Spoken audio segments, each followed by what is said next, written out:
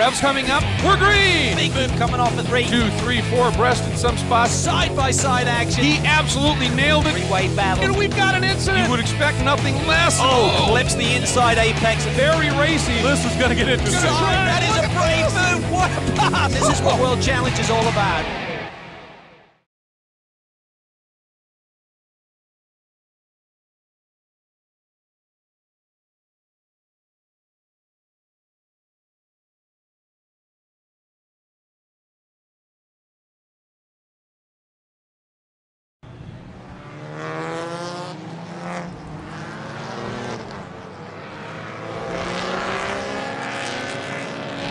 Welcome, everybody. It is time for Pirelli World Challenge action here at Circuit of the Americas. I want to welcome everybody who's here at the track on this cloudy but going to be warming up and clearing up morning. It's going to be a great day of racing, and of course want to welcome everybody here on the World Wide Web.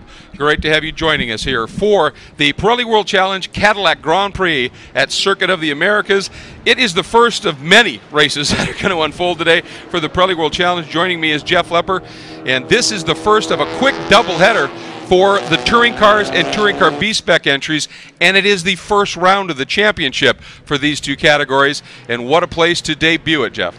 Yeah, absolutely. Here at Circuit of the Americas, Formula 1 raced here earlier. Here these guys are on the same Pirelli P06 for our touring car B-Spec. Going to be a double race format, 25 minutes. Going to do about a 10-15 minute break for these drivers. Really just time to check air pressures, maybe do a tire rotation, which is all allowed by the rules. Yep. No fuel, leave the drivers in the cars, wipe your face to sweat off, and then go ahead and start racing again. It's going to be spectacular. It should be a lot of fun. Why don't we start and go through the starting lineup? Jeff, why don't you take us through the TCB machines, and then we'll give you a look at the racetrack itself. We'll go ahead and do our Motul race analysis real quick here. We're on a 2.3 mile, 20-turn permanent road course here, like we did say at Circuit of the Americas. It is a little bit overcast right now, currently 74 degrees.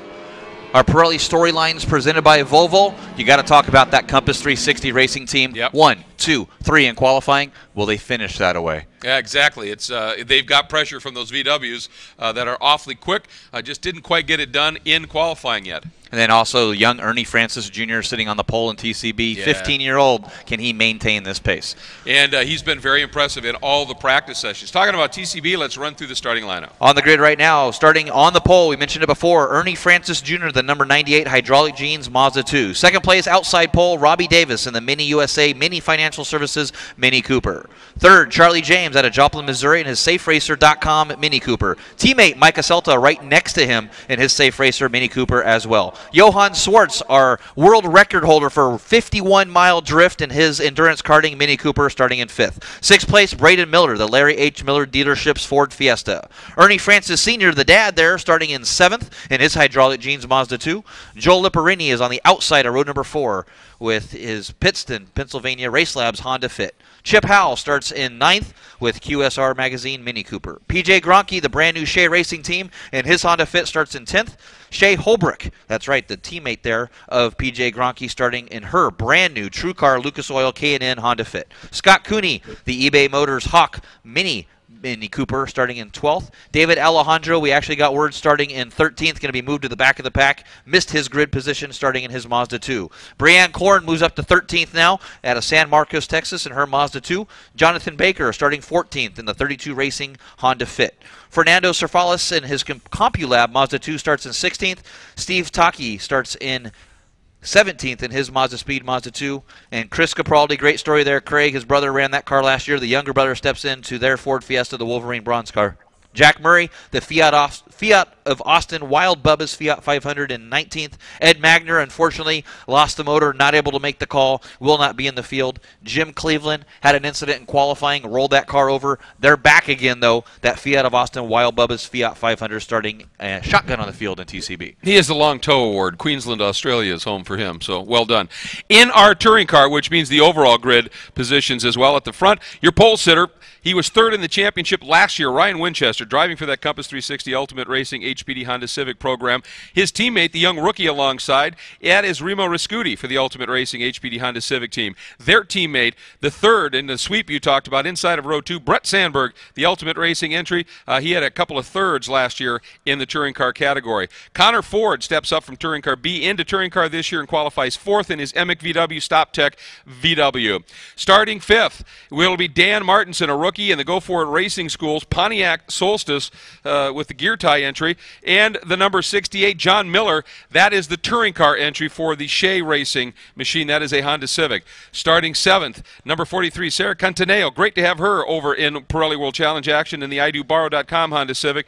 And starting eighth, number 64, Patrick Sagan out of Clarence Creek, Ontario, in the Taberge Homes and Top Karting Honda Civic. Starting in the ninth spot, number 87, Fred Emick, the Emick VW Stop Tech VW Jetta. And starting 10th, a multiple winner in touring car competition over the past couple of years, number 33, Tristan Herbert in the Brimtech German Auto Parts VW GLI. Starting 11th, a veteran of Pirelli World Challenge competition, number 41, Mike Pettiford in the Go For It Racing School's Hawk VW Jetta.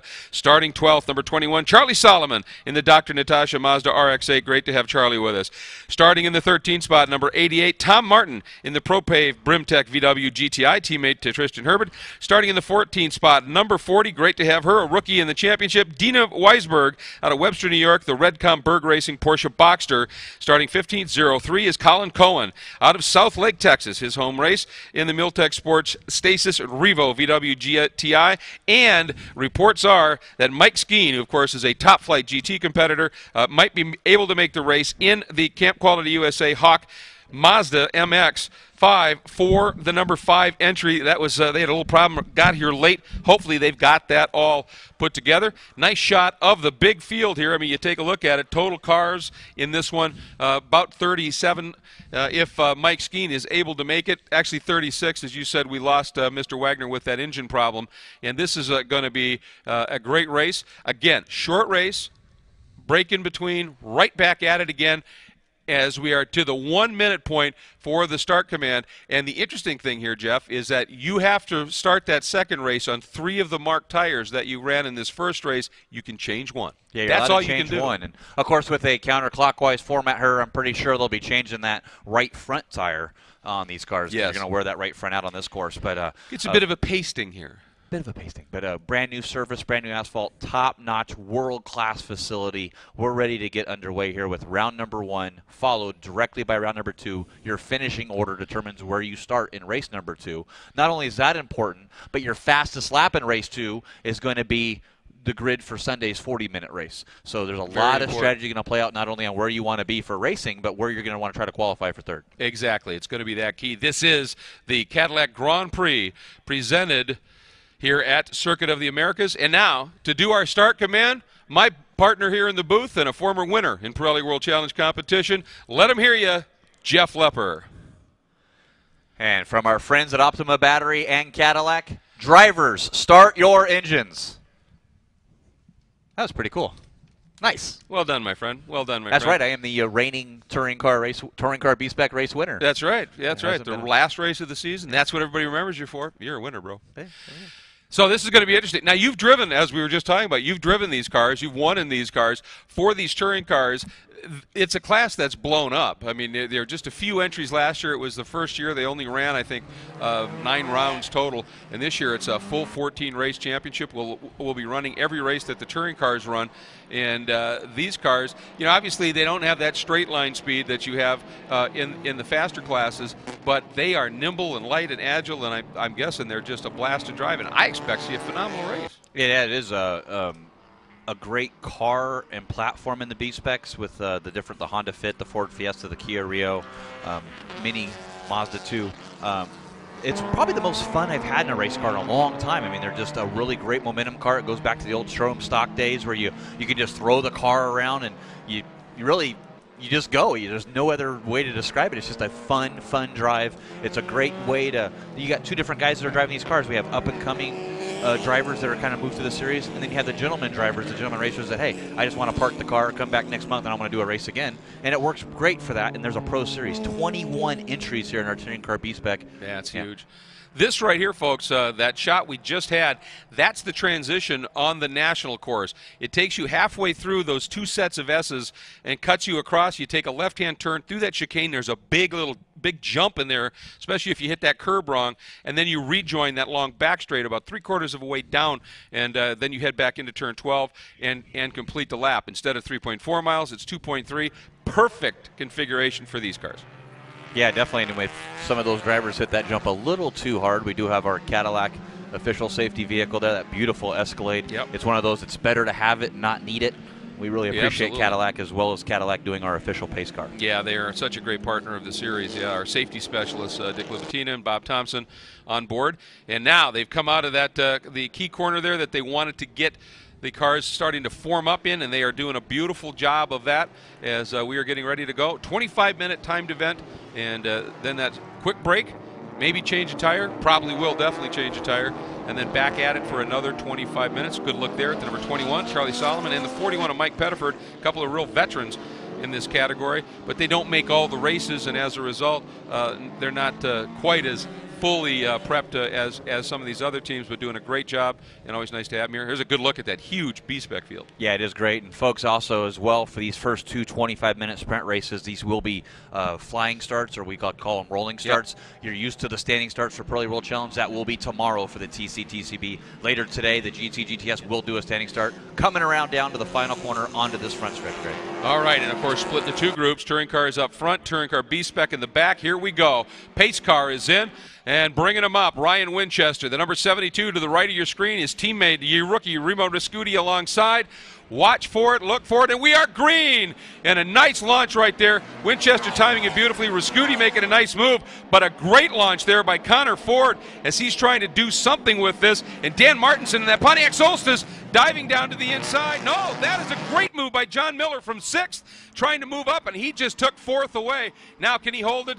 Jeff, I'll tell you, sometimes you make that big move down to the inside there. It costs you on the exit. Miller made that work. Yeah, this track actually encourages that. As wide as this facility is, as much grip as turn 1 is coming down the hill, but it is those Compass 360 cars, 1, 2, 3, and then Honda 4th there with John Miller in this Titan Motorsports K Racing Honda Civic.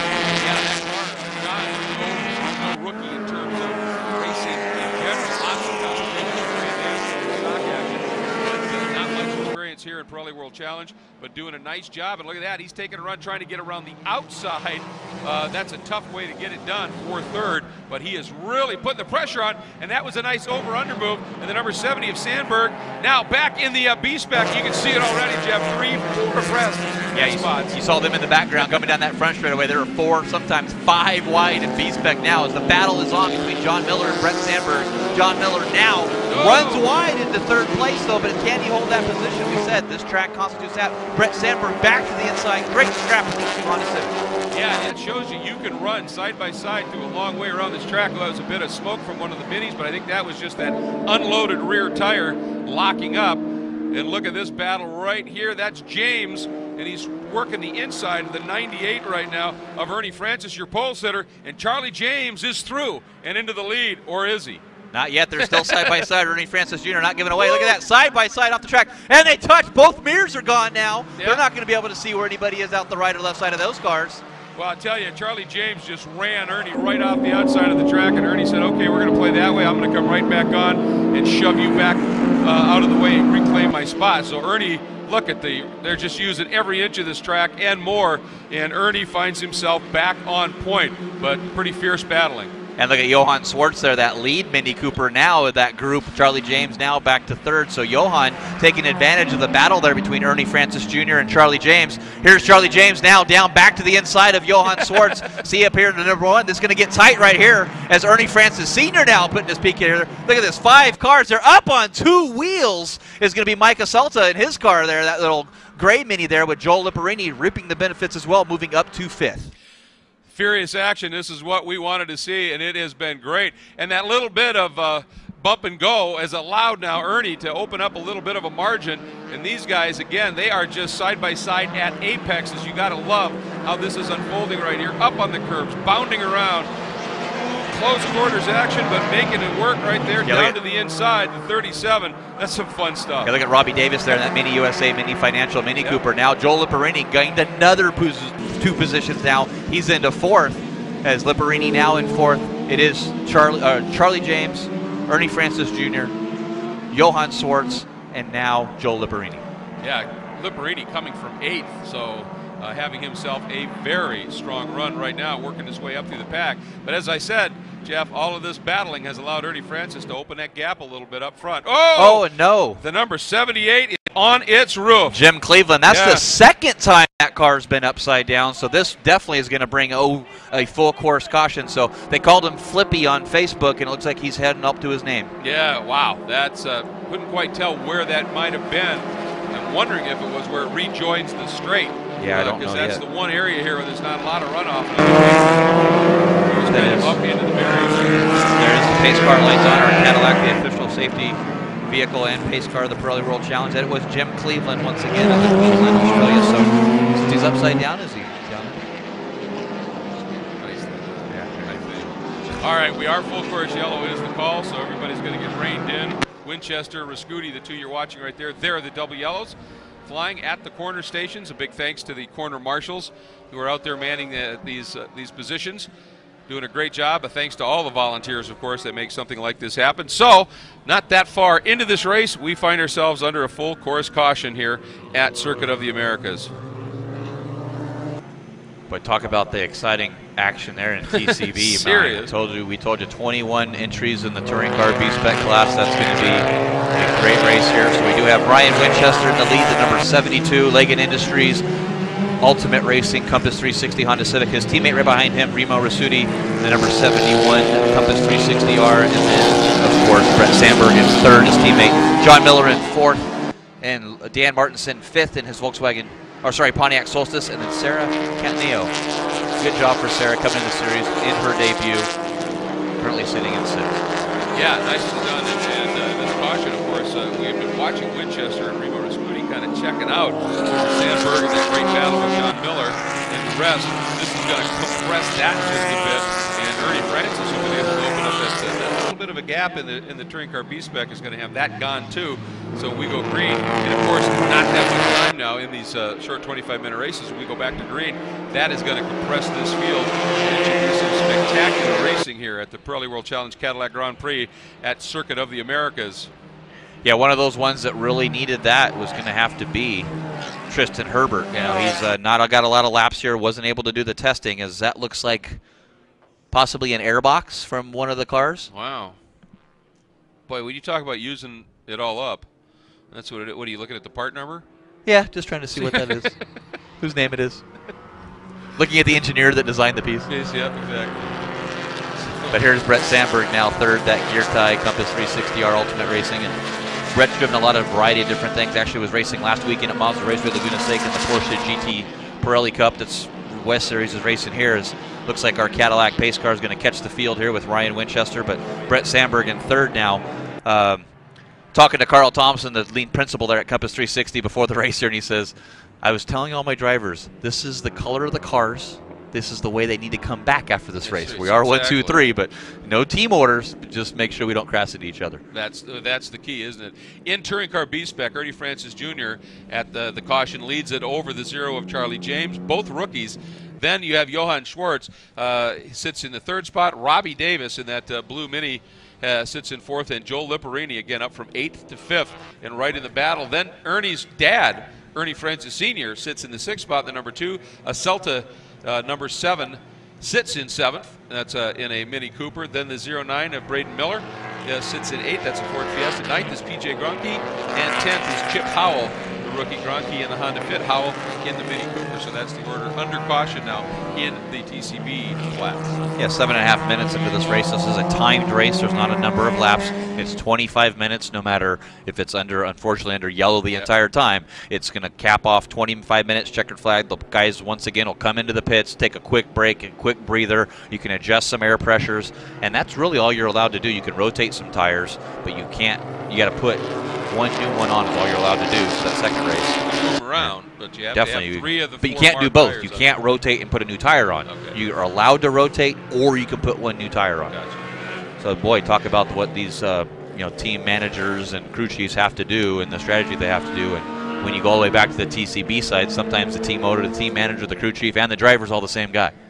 Exactly, and it's part of that program where if you're a very accomplished club racer, you can make the step into the pro ranks and give it a go right here, and that's great to see. We just had a nice shot of that blue Boxster of Dino Weisberg, again experienced in Grand Am showroom stock competition, but stepping up and over to the Pirelli World Challenge, and great to have them here. And again, it's nice, I think, you take a look at the management of the series, looking at how can we get some more cars into the touring car category, looking at a balance of performance and saying we can make that Porsche Boxster work in that class. That opens up opportunities.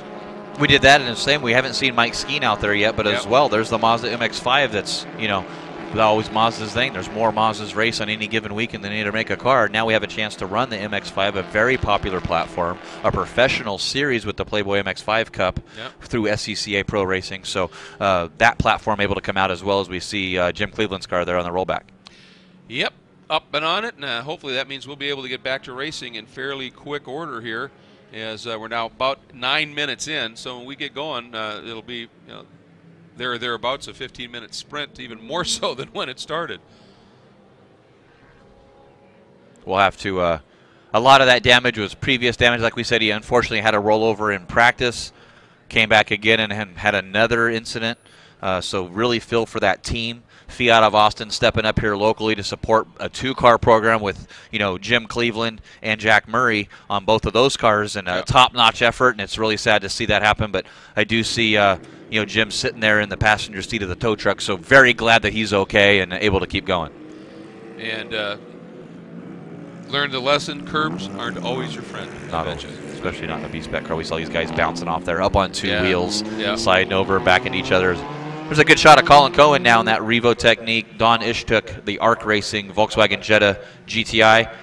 They have a lot of folks here from the ARC. Don Ishtuk actually 8 weeks ago had quadruple heart bypass surgery. He was at Long Beach 3 weeks ago signing autographs there, running his Audi TT RS, hopefully in GTS. He wanted to have it here.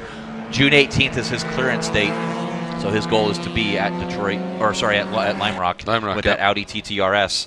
And we look forward to that with Don and talking with all our ARC people here later on this weekend. Yeah, absolutely. One of the great competitors in this series, a good supporter of the program as well, and glad first and foremost that everything went well and that he's healthy, and he said he feels great. But you're dealing with your pump. You want to make sure that everything's ready to go, and that's just that key. So you take your time, you do the rehab you need to do, and then you get back out. All right, well, looks like the pace is picking up just a little bit here. So lights are still on, though, in the safety car. So I think one more lap, we get the call from race control. One more lap, and then we will be going green flag racing. And so we'll have to see just how it times out for when we do the restart here. Again, Winchester, Rascuti up front with Sandberg, the 3 teammates, then John Miller, who had that great start. See if he can replicate that, move up just a little bit more. Dan Martinson doing a really nice job in that Pontiac Solstice. Sarah Centineo in the Honda Civic, and then Connor Ford, the first of the VWs. And again, Connor had qualified that Emic VW Stop Tech entry up in 4th, but has slipped back into the 7th spot. So we'll see what he's able to do on the restart. Yeah, definitely. Connor ran actually TCB last year, stepping up into TC this year with that Volkswagen. And Travis Walcott's car unable to make this race, so nice Connor stepped over and get some time in that Volkswagen and the development there. Gary Sheehan, working with both of those drivers, coaching, and Gary Sheehan ran World Challenge before, ran that beautiful Subaru STI in the GT class at Long Beach about 5 years ago with the SPT, and just a great thing, a great program they're running there with the Emic Volkswagen. Absolutely. Connor was actually 5th in the Touring Car B-Spec points last year, only doing 6 of the 9 races in total, and ended up with a win and 4 podiums and a pole as well, so pretty impressive stuff. Ryan Winchester, we talked about, was 3rd in the championship last year. He didn't get a win, but he had 6 podiums, 10 top 5s in the Touring Car Series, and he had a pole as well. 3 of those podiums were seconds. So he's hungry. He wants a win. He wants to get it done here, and we'll see how that unfolds. And this should be a lot of fun. And the other guy that was kind of wondering about here, Patrick Seguin and Tristan Herbert, still sit 9th and 10th, and we'll see if they're able to take advantage of this restart. Yeah, well, like I said, Tristan had limited laps here, not really able to get back under here. So the pace car lights are out as we come back around now, get those tires scrubbed off, get some more temperature back in these Pirelli P0s, and let's get back at it here. We have about 12 minutes left in the race, so still a lot of time and a lot of moves here as the pace is definitely picked up here. Yeah, absolutely. We're getting ready to go. Lights off. You can clearly see that's the signal, and of course all the drivers getting the word from their crews. And the pace car now peels off, and it's going to be Winchester bringing him up through this final turn. Key corner leads you on now onto the longest straight on this track with that big uphill on the end. You need momentum out of this turn. And Winchester, Rascuti, Sandberg, the teammates, and then John Miller. And here we go. Watch for it. Miller trying to get up and ready to go. You can't pull out a line till the flag flies. Who, and a big early move there, and I think he may have realized, oops, that's not what I should have been doing, and tried to tuck back in. And here we go, and the B specs backed off just a little bit. We'll watch them as well. Again, Miller way down to the inside, and you've got to get it done and rotated, and that's the problem. You end up parked, Jeff, and he's going to actually lose a spot. Nice move by Dan Martinson around him, and the B specs have got the green as well. Yeah, boy, John Miller went all 4 wheels over that curb, bounced that Honda Civic through the curbs. I'm not sure if that car is going to be correct after that, but Connor Ford pulled way out. He actually penalized himself, pulled back over, and that allowed his teammate there, Fred Emick, to get around him. Now he's under battle from a great restart from Thomas Martin. Yeah. He picked up a couple positions in that ProPave Brimtech Volkswagen GTI. Yeah, great launch as we take a look right there at the 87. Good shot there. You talk about Fred Emick, who got a brilliant restart. Read things very, very well. Miller working over Sarah Cantaneo right now, and right behind her, there is that duo right now of those Emick VWs. Yeah, leading the charge now is team principal there, Fred Emick. Yeah. And right behind him, Connor Ford. We talked about him a little bit earlier, but how about these Civics? 1, 2, 3, 5, 6, 7. You know, so they got a lot of Honda Civic in here, and then 2 Volkswagens. How about that Pontiac Solstice right now? That battle for third. Martinson taking a serious run at Sandberg. Sandberg had been dealing with another car before the yellow, and now he's got big pressure. And Remo Rascuti, boy, doing the rim shot there, trying to hang on to the back of his experienced teammate Ryan Winchester. Yeah, that's good for him. The young rookie said he had very limited time in cars. He's a big karter, ran karts for a long time. Look at now, Charlie James got around Ernie Francis Jr. for the lead in B-Spec. Yeah, great start. Put that one down. In that number 0, Safe Racer Mini Cooper. Safe Racer here with a very good program in Touring Car B-Spec. Now Ernie Francis, the Hydraulic Jeans Mazda 2, has got to try and figure out a way to get back around here. And boy, they use up so much of that runoff down there. You got to carry as much momentum and speed as you can in these cars. So you got all that runoff, why not use it? Yeah, that's for sure. You have to have this. These are momentum cars. If you have to hit the brakes or lift off the gas, it's going to cost you not only in lap time, it might cost you a couple positions before you get that momentum built back up. You know who had a good restart as well? Johann Schwartz. He finds himself now up in the 3rd spot. Look at this, Ernie Francis down to the inside, getting squeezed by James.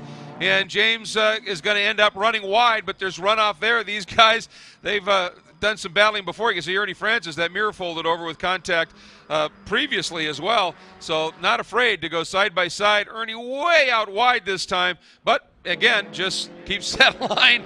These guys, what curbs, what track? Yeah, there it goes. Still side by side. They did a great job there. Good heads up by James saying, look, we can't go side by side in the S's. As Robbie Davis goes, oh, yeah, watch this. I'll go for 3rd over Johann Schwartz. I'll make sure that we go too wide through the S's.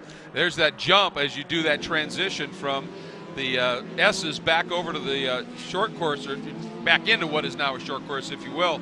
And James now trying to take a look here, and again, using all that runoff. These guys are finding grip anywhere they can. And, you know, it's the longer way around, but if you're carrying momentum, that's more important here than track distance. And look at Ernie Francis opening that up a little bit. But again, trying in these cars, the whole thing is not to scrub any kind of speed. Yeah, you want to definitely get all that momentum. The smoother you can be, the better. That's a little wide. But yeah, that's using a lot of the course, and we're going to have to get a word from race control on that. They might start warning these drivers, you have to stay within 2 wheels of the gator strips. I know we talked about it in the drivers meeting. There might have to be a reminder for these drivers, so we'll have to see how the Pat DiNatale, the chief steward for SCCA Pro Racing, is going to handle that. Exactly. Up front, the battle continues between our teammates, Ryan Winchester leading and Remo Rascuti sitting in second. And I think you're absolutely right, Jeff. Remo is going to school right now. Yeah, he is. You know, he's watching, all right, I'm doing this, but oh, look what Ryan's doing. That looks a little quicker here. Remo certainly willing to be aggressive over that mid chicane apex curve there, and then you see Winchester stays off that, but then really climbs that last curve leading back onto the straight. Yeah, but Ryan's starting to really defend a little bit now, so he might be under attack here. Now, I know Remo, like we said, a lot of experience in karts, coming into cars now. Ryan Winchester, second year in Pirelli World Challenge, third in the championship last year, looking for nothing but a championship this year, running the full season as well. And talking to him earlier, and he says, look, the plan is that we're going to try to pull away, and then we can battle it out. We're not allowed to hit each other, of course, but there's no team orders. If Remo can get me, then he can get me, and it's going to be whoever drove better is going to win this race. And Brett Sandberg behind them lost touch with these two, but has gapped Dan Martinson right now and finds himself with a little bit of breathing room. There he is. And then you go back behind Martinson now, starting to feel pressure from this guy as John Miller ramping it right back up again after losing all those spots with that aggressive to the apex move on the restart. Part of that Shea Racing program, the touring car component of that Shea Racing program. Yeah, 3 cars now for Shea Racing. Shea running the Radium, the True Car, Honda Fit. Going back into B-Spec now, a lot more competition there for her. She's trying to build a business as well with 3 cars now. And there we go. There's her teammate on the outside, PJ Gronke. Shea Holbrook on the inside there. Once again, that number 67 Radian. Braden Miller right in front of them in that 09 Ford Fiesta. Shea's currently running down in, it looks like the 11th position. So want to get used to that as, no, Connor Ford is pulled off. And that doesn't look like that's an incident. It looks like he just maybe had a mechanical and is pulled off the track. Yeah, that is a shame. He had been right in the hunt and in the thick of things here. Problems early. And, of course, this is costly because we talked about, yeah. Saw Johan Swartz way wide there. Gathers it back in and slots back in front of Robbie Davis. He was telling me he's having a little problem with the ABS package in these cars. And he said what's happening is it's locking the rears. And he said basically it's like I'm pulling the handbrake whenever I get onto the brakes. So you try and trail brake into a corner, it's rotating. And I said, well, you just set a 51-mile world drift record. He goes, yeah. He said, but in racing, that's slow. so he's trying to figure out how to make that package work right now. As we now 5 minutes remaining, and as I was going to say with Connor Ford, with that car, if they can't get that thing back to the pits and restarted, whatever the problem is, there's another race coming up with full points. That's going to hurt him. Yeah, he's going to have to, no matter what, get towed back in, at least get the start so we can get some points, especially if we're going to try to go for the championship this year. Every point's going to count with only 14 rounds. And these triple and then double race weekends, triple at Lime Rock, doubles the rest of the year, every single point's going to count in the championship. Well, I'll tell you, this is an impressive run by the young rookie, Remo Rascuti, as he is matching Ryan Winchester, very experienced driver in this championship, absolutely move for move. And, obviously sometimes it's a little bit easier to follow than it is to lead because you can reference that driver up in front of you, but he's doing a great job. And it looks to me like Sandberg is actually gaining on those guys, running some very, very quick laps, and might just be closing it up just a little bit. Yeah, he's about 10th quicker than your leader right now. Remo's actually was a couple tenths quicker than your leader. So I'm not sure if Ryan is starting to watch those mirrors a little bit, maybe making a couple of small mistakes. We saw the car get a little sideways there. It's time just to buckle down. Don't look at those mirrors. Let's hit your marks. You got less than 4 minutes left in this race. Maybe 1 or 2 more laps is all you're going to have. Well, and the other thing is, do keep in mind that they've got to race on at least 3 of these tires. So you want to have a little something left for that second race in terms of the tire package. And so smooth and the like, and that's where I think Remo is in a good spot.